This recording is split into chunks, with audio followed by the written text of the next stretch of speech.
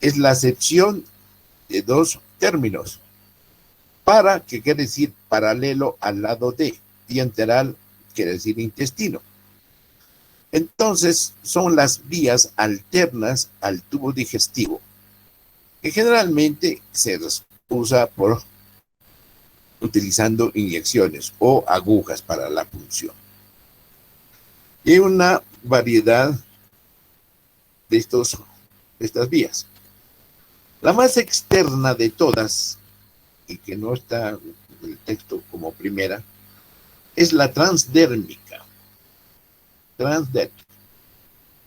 Que son los parches, por ejemplo, de nitroglicerina. Van a ver unas figuras posteriormente.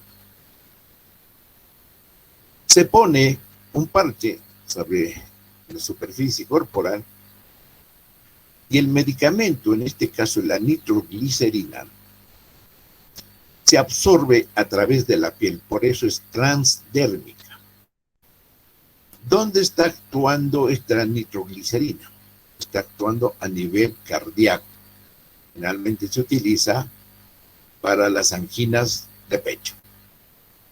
Entonces, la primera vía parenteral es la transdérmica.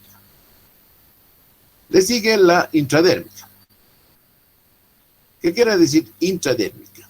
Que con agujas muy finas se pone en el espesor de la piel.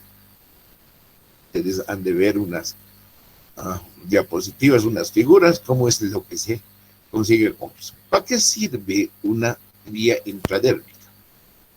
Generalmente para un test de hipersensibilidad. Estos test de hipersensibilidad son las personas que tienen algún tipo de alergia a algo. Entonces, cuando se les hace el estudio, se pone esto y se ve la sensibilidad. También sirve como para las vacunas.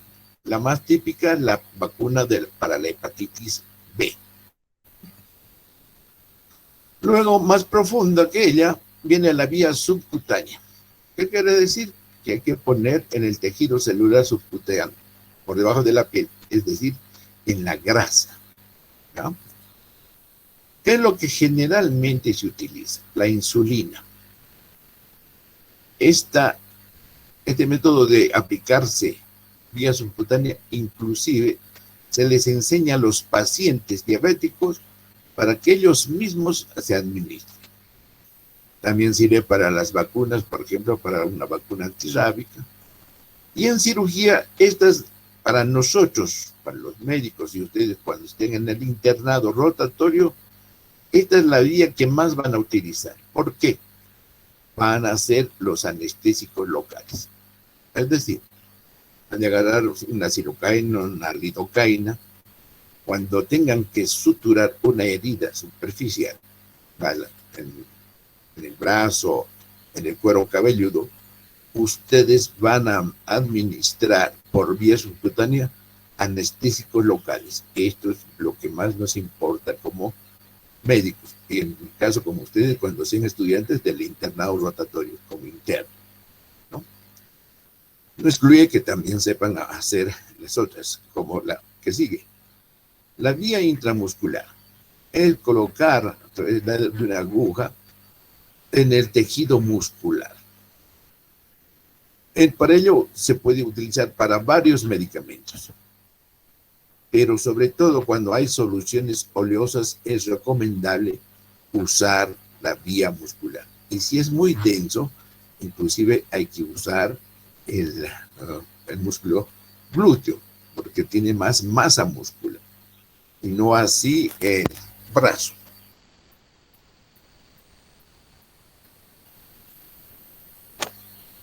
Le sigue en profundidad la vía intravenosa, ¿vale? Que es aplicar alguna solución dentro de la vena. Se utilizan generalmente para la administración de soluciones a grandes volúmenes, algunas de menor volumen, como 5 centímetros hasta 10 centímetros que se pueden hacer, pero más se utiliza para las infusiones de grande volumen, o sea, para la administración de sueros. Otra vía que se utiliza, pero es de especialidad, es la intraarticular. algún medicamento que se pone dentro de la cavidad articular, que generalmente son corticoides para procesos inflamatorios, y últimamente se está usando mucho el ácido hialurónico en procesos de artrosis de las articulaciones, que llega a reemplazar el líquido sinovial, porque en las artrosis hay destrucción del cartílago articular, y entonces hay mucha molestia, hay limitaciones del movimiento, porque al desgastarse el cartílago ya se enfrentan hueso con hueso y eso es muy doloroso. Este medicamento trata de hacer las veces de la solución intradérmica, ¿no? Otra vía intraósea. Generalmente se utiliza en niños, ¿no? Se administran todo tipo de medicamentos, pero sobre todo para las soluciones de rehidratación. Cuando no se puede encontrar una vía venosa para colocar soluciones, se acude a la vía intraósea, que verán más o menos la disposición donde se puede hacer en las figuras que les mostraré más atrás. La vía intracardíaca se utiliza en situaciones de emergencia, donde se coloca, por ejemplo, la adrenalina.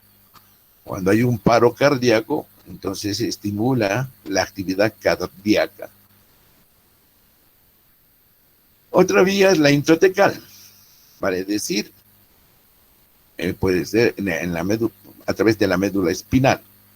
Se utilizan generalmente para dosificar analgésicos en los dolores crónicos. Hay terapias del dolor. A veces se deja un catéter in situ para estar administrando de acuerdo a horario.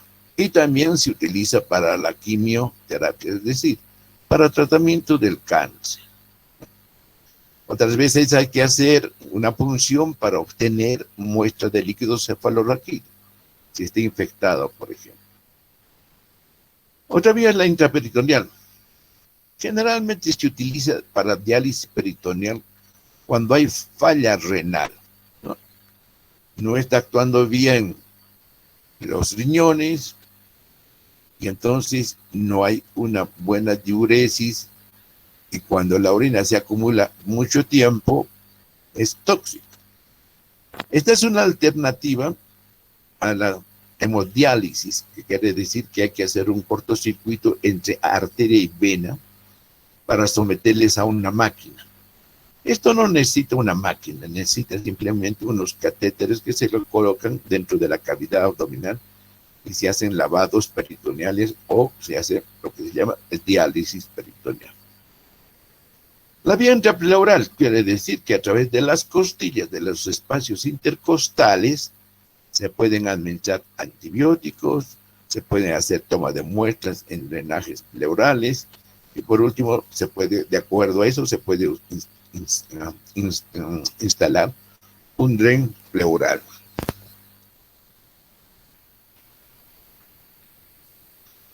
La vía nasal. La vía nasal favorece su absorción porque en la cavidad nasal la mucosa está sumamente irrigada. Los vasos sanguíneos son muy superficiales y por lo tanto uno puede aprovechar de eso. Es una vía directa, ¿no? ¿Qué se utiliza? Se utiliza la calcitonina. ¿Es la calcitonina? Pues nada más para restituir cuando presenta la gente osteoporosis, ¿no? Es decir, deficiencia de calcio. Se pueden utilizar corticoides para procesos inflamatorios nasales. Esta, por ejemplo, la vía nasal es la que, para que ustedes vean cómo es de rápido, son los drogadictos. La cocaína se utiliza mucho por vía nasal. Es por eso que a los que son consuetudinarios, lo primero que les ven son la nariz, porque a veces llegan incluso a ulcerarse la mucosa. Entonces uno se da cuenta cómo están la La mucosa nasal está muy irritada. La vía inhalatoria se refiere a que a través de un tubo o dispositivos especiales con micropartículas, microgotas, pequeñísimas gotas, ¿no?, lleguen hasta los alveolos pulmonares. Uno de los medicamentos que más se utiliza para esto es el salbutamol, que es un antiasmático. Y a veces requieren de un nebulizador ultrasónico. Es un aparato que por sonido las soluciones las vuelve en micro gotas que hacen que puedan llegar hasta el alveolo pulmonar. La vía sublingual. Ustedes saben que el aparato digestivo empieza en la boca y termina en el ano. Entonces, esta podría ser una vía oral. Sin embargo, no está considerada como tal, porque la vía sublingual, ¿sí?, por la irrigación que tiene, el medicamento que se aplica por esto se disuelve y pasa rápidamente a la circulación, sin recorrer el proceso de la digestión. Pues la digestión es tomar algún alimento por la boca, entra por el esófago, llega al estómago, se muele, pasa al intestino, del intestino pasa al hígado, en el hígado se elaboran los que deben elaborarse, y de ahí, a través de la porta, se distribuye a la circulación sanguínea y el medicamento ha de ir a actuar donde corresponde. Pero entonces la vía sublingual no hace todo ese proceso, sino que a través de los vasos que tiene ahí, absorbe directamente el medicamento. Otro de los que se utiliza mucho es la nitroglicerina para las anginas de pecho. Ustedes pueden utilizar inclusive antiespasmódicos en gotas. En gotas. Ustedes se ponen unas cuantas gotas debajo de la lengua e inmediatamente hay el efecto que se desea, calmar el dolor cólico, ¿no? Esas son las vías parenterales. Ahora vamos a hablar de las vías tópicas. Y grábense este término. La vía tópica o las soluciones tópicas son las que actúan en el sitio de su aplicación, como por ejemplo son los antisépticos cutáneos. No importa si se absorben o no se absorben, sino que actúan en el lugar, por eso se llama tópico. Cuando ustedes van y compran una pomada, una crema o alguna otra medicación y dice uso vía tópica, quiere decir que hay que aplicarse en un lugar específico y va a actuar ahí. Uno de los que actúa ahí, por ejemplo, son los antibióticos para las conjuntivitis bacterianas. Entonces es la vía conjuntival. Otra vía tópica puede ser la vaginal, cuando se utilizan para las infecciones por hongos, que son los antimicóticos. Bien, ahora vamos a hablar de la venoclisis. La venoclisis no es nada más que poner las soluciones al torrente sanguíneo, pero por un goteo lento, continuo y en un tiempo determinado, que en medicina o en hospitalizaciones generalmente es para 24 horas. Y todo ese cálculo se hace para distribuir en 3 turnos cada 8 horas, que son las labores de enfermería por turno. ¿Cómo se calcula el goteo de las venoclisis? Aquí dice que es el deductivo, es decir, reducir el volumen total de gotas en el tiempo a minutos, dividir las gotas entre minutos y se tienen las gotas por minuto. Ustedes en el texto tienen unos ejemplos que los van a poner, pero esto es muy moroso ahí. Reducir el volumen a gotas, el tiempo a minutos, se hacen cifras pues, como muchos ceros. Es muy molestoso estar dividiendo eso. Lo que se utiliza en todo el mundo es este cálculo que es la fórmula, que no es más que dividir el volumen en centímetros cúbicos entre el tiempo en horas multiplicado por una constante 3. Ustedes hagan el ejercicio. Por ejemplo, si quisiéramos dividir, agarren su hoja de cuaderno y calcúlenlo. Si quisiéramos calcular 500 centímetros cúbicos de una solución y queremos colocarle en 2 horas, vamos a hacer la fórmula. 500, en el 500 es la parte superior de la ecuación, se pone 2 por 3 y esa es la división. ¿A cuánto sale? Más o menos sale a unas 83 gotas por ahí. Y eso es lo que se hace, esto es lo que realmente se debe hacer y ustedes deben tener el dominio. Nunca se olviden que en el divisor tiene que haber la constante 3 por el número de horas que se quiere. Y este cálculo directo, que es más que todo para una referencia, porque no se utiliza, dice, determina el número de veces, ¿no?, de 500 centímetros cúbicos que se tiene en un volumen, y eso se multiplica por 7.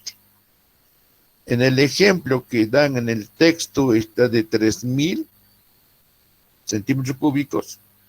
¿Cuántas veces hay 500 en 3000? Son 6 veces. Y 6 veces multiplicado por 7 dan 42.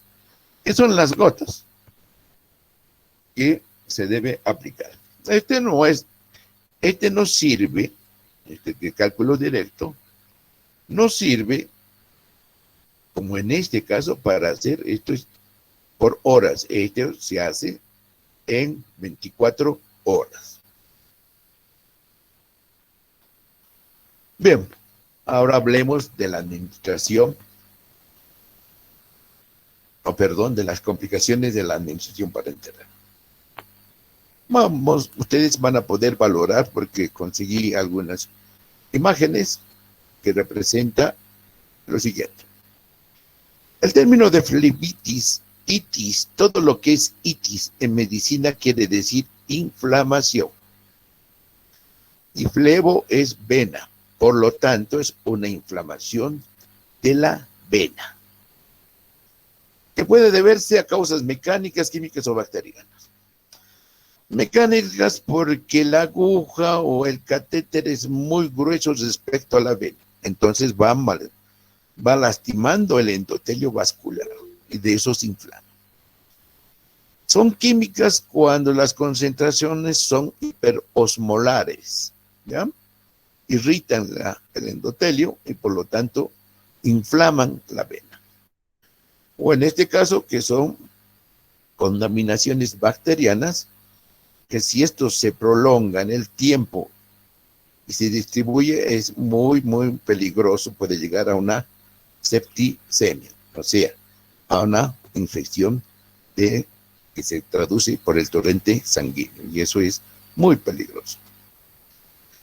En la tromboflebitis, no es nada más, ya saben que la flebitis es la inflamación, pero además este trombo significa que es la formación de un coágulo en la sangre y en las venas.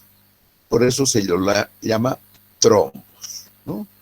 Mucho de esto se produce, por ejemplo, en las enfermedades varicosas, ¿ya? Y esto es peligroso porque pueden desprenderse. Al desprenderse de los miembros inferiores, donde hay más varices, pueden llegar hasta el pulmón y ahí hacer un infarto pulmonar. Dependiendo del tamaño y la cantidad de los trombos, ¿sí?, que puede afectar parte del pulmón o quizás todo el pulmón. Pero por eso es por una complicación. El término hematoma, todo lo que es oma en medicina quiere decir tumor. Y hemato es sangre. Por lo tanto, es un tumor de sangre. O sea, la sangre que se ha extravasado de los vasos y se ha coagulado y se hace una bola, es por un tumor. La diferencia con este término de equimosis es que la extravasación de la sangre en el tejido celular subcutáneo no ha formado un tumor, sino que se disipa todo. Esta es la clásica de los de los moretes.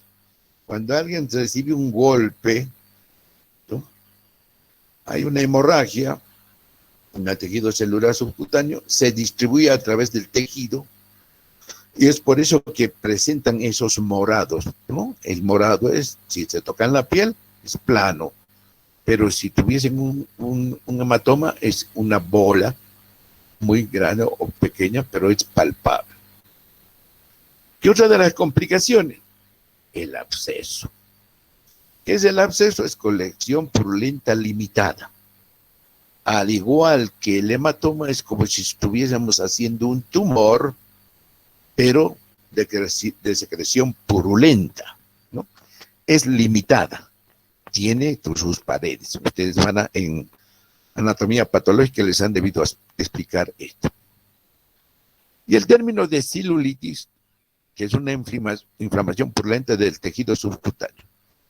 A diferencia del absceso, esta es distribuido a lo largo, a lo ancho del tejido celular subcutáneo. Como van a ver la imagen, esto es muy, muy, muy peligroso, muy molestoso, que a veces llega a la fascitis necrotizante, o sea, se muere el tejido, se necrosa, nada más porque no se ha tenido, y en el texto está que la desventaja de hacer una inyección subcutánea es que se defiende mal el tejido celular. A ver, seguiremos con el tema. Esta es una lección muy, muy corta. El edema. El edema no es nada más que el acúmulo de líquido en el tejido celular subcutáneo. Se debe sobre todo a la extravasación de las soluciones en las venoclisis. Cuando la aguja no está bien colocada o a veces migra por debajo de toda la pared, las soluciones, en vez de ir por el torrente sanguíneo, se depositan alrededor de las venas. Alrededor de las venas, que son superficiales, tejido celular subcutáneo, y entonces se van hinchando. Es como inflar un globo de agua, ¿no? Y ustedes, si tocan y si su dedo deja huella, eso es un edema. Otra de las causas de las complicaciones están las reacciones alérgicas y el shock anafiláctico. Esto es muy peligroso y se debe generalmente a los antibióticos. Hay gente que es hipersensible o intolerante a las penicilinas, sobre todo, ¿no? Se les coloca y sin haber preguntado sus antecedentes patológicos o sus efectos, si alguna vez tomando algún antibiótico ha sentido una alergia. A veces se presenta, lo primero que se presenta es un escozor, una molestia. Y cuando se llega al shock anafiláctico puede haber una inflamación de la epiglotis, ¿no? Y se tapa la vía respiratoria. Ya pueden morir por asfixia. Otra de las complicaciones es la embolia gaseosa. ¿Qué quiere decir? Por presencia de en las venas. Que ha habido un descuido, en esto sí que es descuido del que está administrando, que además de ponerle el líquido, que eso es lo que se hace en las inyecciones, ha habido la aplicación del aire. Todo eso es por no purgar bien los sueros, las tripitas de los sueros.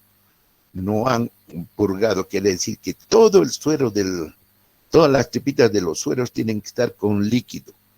Y a veces la gente es descuidada y lo deja y ahí está con aire, y eso se entra a torrente sanguíneo.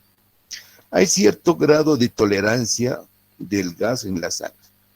Les voy a dejar tarea y quizás les pregunte para el examen, ¿hasta cuánto puede soportar ¿sí? Soportar sin mayores inconvenientes la presencia de aire en las venas, ¿no? Y por último tenemos la fibrosis venosa, por inyección repetida. Tanto colocar, hacer más las soluciones irritantes hipertónicas, se va inflamando primero. Y después del periodo de inflamación, el cuerpo reacciona mandando fibrocitos. Esos fibrocitos lo vuelven duro. Son trayectos duros de las venas. Esa es una de las complicaciones a largo tiempo. Bien, como esta es una lección muy cortita, aquí está el ejemplo de las vías. La intradérmica, parches. Si fuese un parche de nitroglicerina, este parche tiene que estar en la región pectoral para una difusión más rápida. Esta es la vía más externa, ¿no? Ustedes cuando se colocan, por ejemplo, los que juegan fútbol van y se golpean y les duele el músculo, ¿qué les ponen? Diclofenaco en gel. El gel va a ser absorbido a través de la piel, distribuido por el torrente sanguíneo y va a actuar en el lugar de donde debe actuar, en los músculos, para aliviar ese dolor. No es que tenemos que aliviar el dolor de la piel. Esa es la diferencia entre tópico y las parenterales. Los tópicos actúan en el nivel donde se coloca, ¿no? Como los antisépticos. Imagínense que en vez de este parche es una lesión purulenta, una úlcera, están con pus, que van a utilizar antisépticos. Y los antisépticos van a hacer que se mueran aquí las bacterias. Y es por eso que están actuando in situ. No le vas a dar antibióticos para combatir esto. Claro que sí puede reforzar, pero de acción inmediata es curar, ¿verdad? Bueno, aquí está el ejemplo clásico. Es la vía intradérmica. Con esta jeringuilla de insulina, con hoja muy pequeña, muy delgada, ¿sí? Generalmente es de 27 a 30 G, se hace progresar la aguja a través del espesor de la piel. Esta imagen es la que tomamos en una de las prácticas que hacíamos con mis grupos. Les obligaba a que ustedes vean, esto es el labón. Ha habido una distensión de la capa cutánea y si al colocar esto no sienten dolor porque duele, es que no están colocando en la vía intradérmica, sino en la vía subcutánea. Este es el famoso Avon donde se hacen los test. Se deja la solución testigo, se espera hasta 72 horas y algo tiene que pasar alrededor de esto.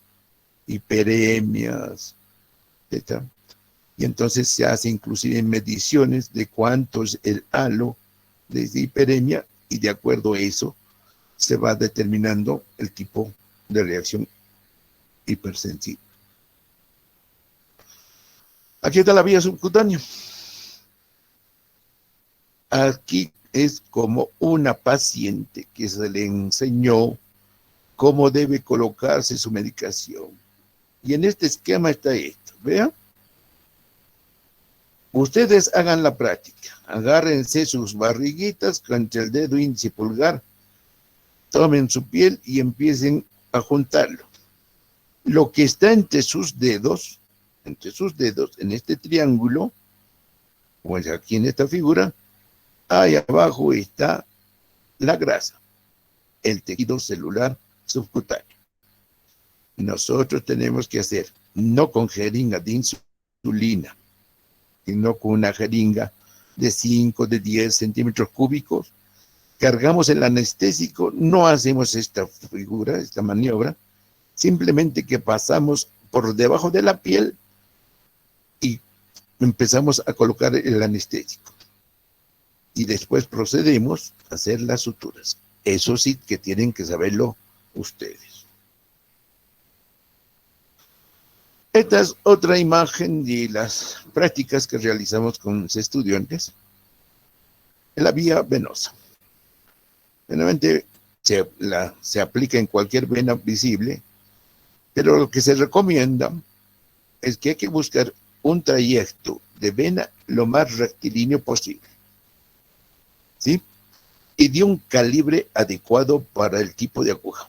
Ustedes ven acá, primero hay que hacer el torniquete, ¿no? Con la ligadura, y ustedes vean aquí cómo sobresale la vena. Y entonces calcula a cierta distancia, 45 grados, ¿sí? Grados, y luego introducen la aguja. Una vez que han introducido la aguja dentro de la vena, tienen que hacer el flebotaje. Y el flebotaje no es nada más que alar el émbolo de la jeringa inmediatamente. Si es que está en la vena, inmediatamente tiene que salir sangre. Eso nos da la certeza de que estamos en la vía correcta. El flebotaje también se hace en la vía intramuscular. Perdón, creo que no tengo la imagen de la vía intramuscular. ¿Qué quiere decir? Si queremos poner en músculo, introducimos la aguja, jalamos el émbolo. Si estamos en músculo, no tiene que salir sangre.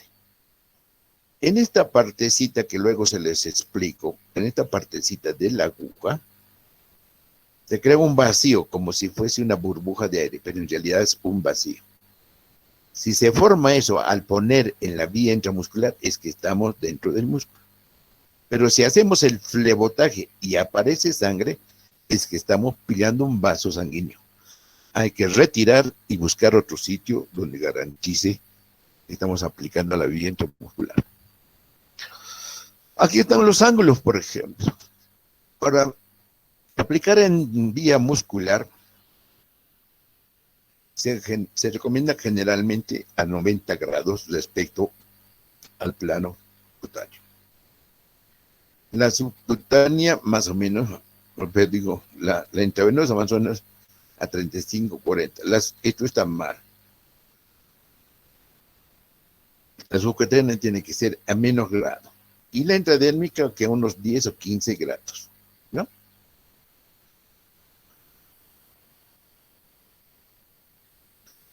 Aquí está el ejemplo de la vía intraósea.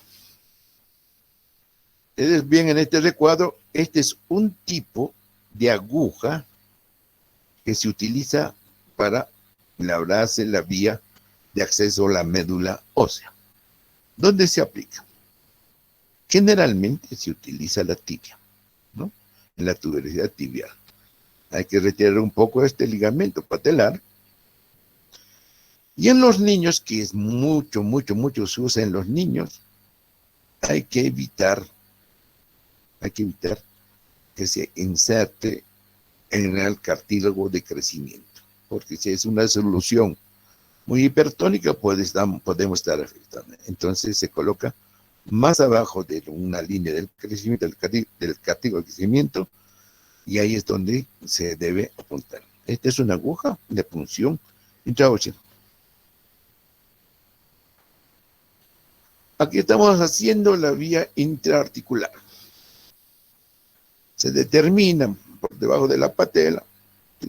A un ladito se desliza, con el pulpejo del dedo se determina el espacio que hay entre el húmero, entre el fémur y la tibia, ¿sí? Ustedes van a buscar un espacio en una depresión, y ahí es donde se introduce la inyección, o la aguja, ¿sí? Para poner alguna solución. Este ejemplo es de ese ácido hialurónico que reemplaza al líquido sinovial. Aquí la intratecal. En este esquema es más comprensible. Vean ustedes que a través de las vértebras se coloca inyección hasta llegar al líquido cefalorraquídeo.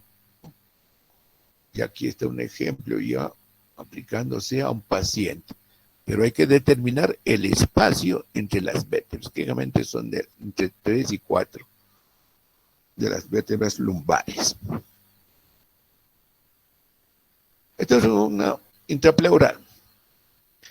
Para colocar medicamentos, pero también sirve para diagnóstico. Ustedes hacen una punción cuando están sospechando de un derrame pleural. Ustedes jalan el émbolo y salen los líquidos. Y esto se lleva a estudio, a muestra, etc.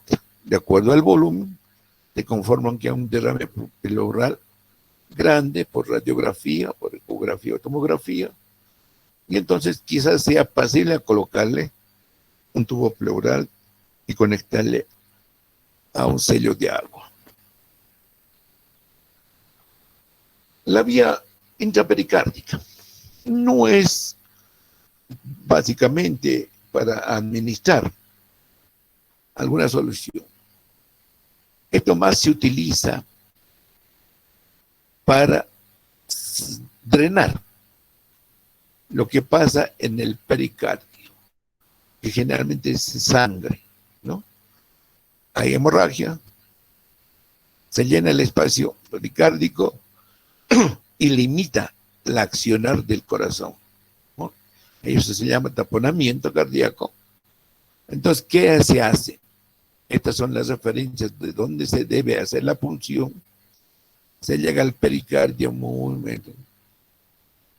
y se saca esa colección sanguinolenta que está en el pericardio, que de acuerdo al volumen está impidiendo un buen funcionamiento de la actividad cardíaca. Aquí estamos con la vía inhalatoria. Muchos de ustedes quizás hayan usado esto. Los que tienen asma, los que necesitan un corticoide para la vía aérea superior, pero estos tienen micropartículas de la solución que hace que lleguen hasta el alveolo. Este es un aparato que se llama nebulizador ultrasónico. Aquí se ponen las soluciones, empieza a vibrar y las hacen en micropartículas de la solución y se las administra por vía oral. Es decir, se les enseña además que hagan una inhalación profunda para que el medicamento llegue hasta los alveolos. Por lo tanto, esto no es una vía tópica. No actúa a nivel de la lengua, no actúa a nivel de la tráquea. Va a actuar a nivel del pulmón, de los alveolos, que por el intercambio gaseoso líquido, ese medicamento va a ir al torrente sanguíneo. Deja de ser vía tópica. Aquí sí tenemos la conjuntival. Si este tuviese una conjuntivitis bacteriana, entonces se le pone las gotas con un antibiótico. Si está muy inflamado, puede haber un antiinflamatorio. Y aquí está la vía nasal, y utiliza el PAP, ¿no? Hay que ponerlo. ¿Qué es lo que favorece? Es la gran irrigación que se tiene en la mucosa nasal, que hace que pase rápidamente al torrente sanguíneo el medicamento en cuestión. Y la vía sublingual. Por aquí abajo, miren, las gotas, en vez de tomarse un antiespasmódico, una tableta que necesitas agua, a veces la gente no puede hacer pasar una tableta, ¿no? Ustedes pueden agarrar un antiespasmódico en gotas y le ponen unas 10 gotas y el efecto es rápido, casi como si estuviésemos poniendo o administrando a través de la vena.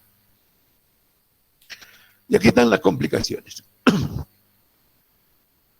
Esto es lo que se llama flebitis. Esto es una inflamación de la vena. Bueno, es dura, tensa, y hay un halo rojizo a su alrededor, y es doloroso.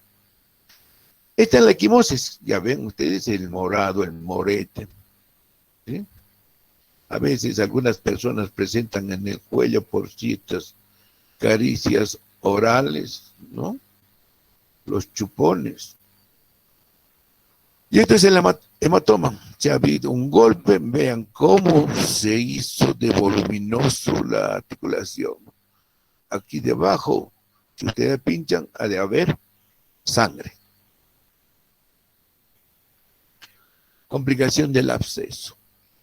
Por más a las técnicas de antisepsia del lugar. Por favor, si alguna vez, bueno, no alguna vez, van a tener que aprender a colocar inyecciones de algún modo, pero lo recomiendo que es cuestión de conciencia. La aguja no debe tocar nada, nada, pero nada, antes de ser administrada. Si alguien toca la aguja antes de colocar una medicación, o si toca la aguja con su mano, con el cuerpo, con la mesa, etc., cambian de aguja, porque en todas esas superficies hay microorganismos. Y si por ustedes, por flojera o por no tener conciencia, le administran, están sembrándole.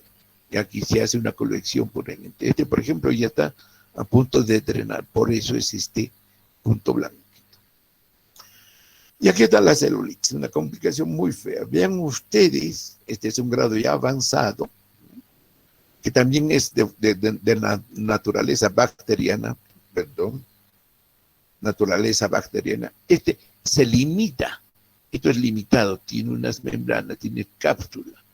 Este no, se distribuye la infección a lo largo, a lo ancho del tejido celular, pero inclusive de acuerdo a cuánto de complicación, a esto se ven unas ampollas que se llaman flictenas, que tienen mucho contenido bacteriano, es muy contaminante. Y para manejar esto sí que tenemos mucho que tener cuidado de la bioseguridad.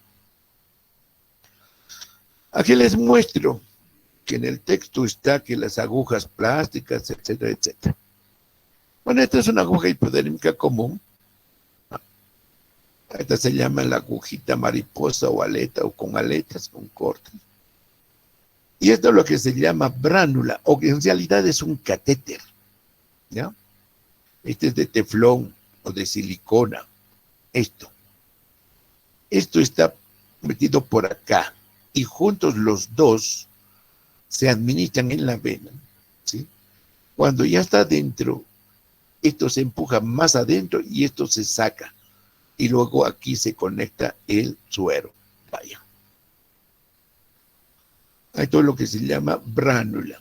O es un catéter corto en realidad, que es de teflón. Es lo que en el texto está como aguja plástica. No, esta es la aguja. Este es el catéter. Bien.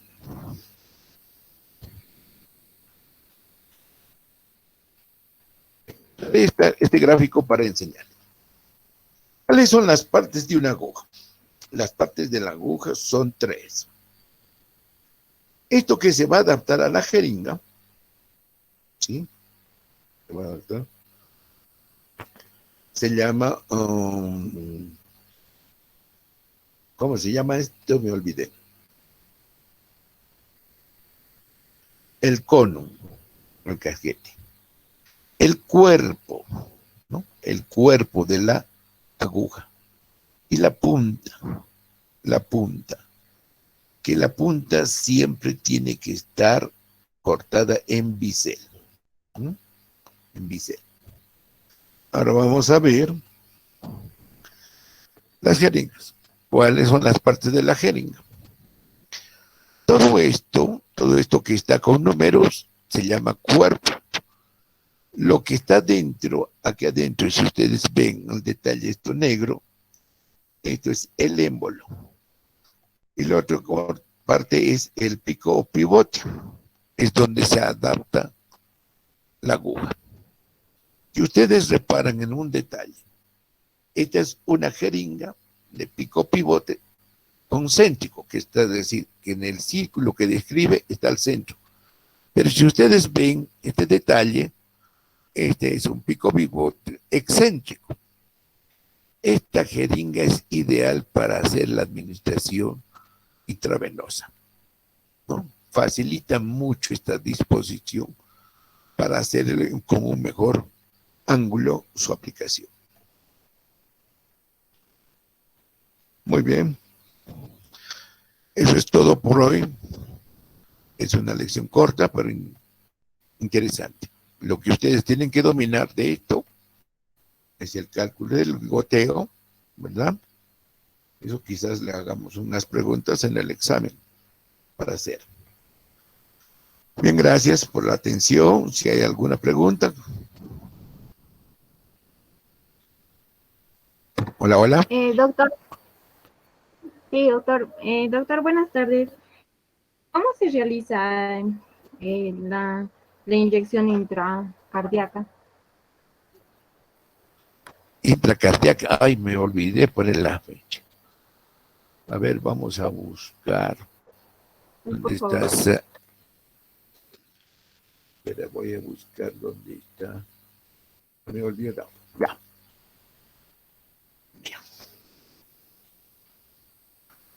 Mira, aquí está el apéndice sifoide, dice, ¿no?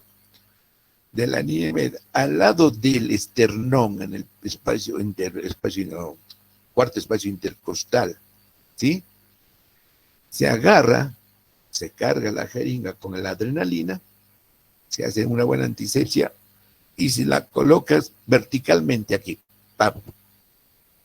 Tocas, tienes que llegar a sentir que estás atravesando como un papel, algo así, perforando. Cuidado que caigan en la cavidad o el ventrículo izquierdo o el ventrículo derecho o la aurícula. Se nota, bueno, eso es la práctica, se nota rápidamente cuando se en el músculo. Además, tienen que ustedes tener una métrica, más o menos es a 2 centímetros de profundidad lo que se debe hacer en la inyección intracardíaca. Lo que se busca es aplicar en el músculo o máximo en la cavidad para que sea la acción de la adrenalina, agarre el tono muscular y empiece a bombear. Otra pregunta, otra consulta si quieren. Muy bien. Gracias. No habiendo más preguntas, terminamos la sesión de hoy día. Cuídense mucho, estudien, hagan todo lo posible por hacer las maniobras que se les exige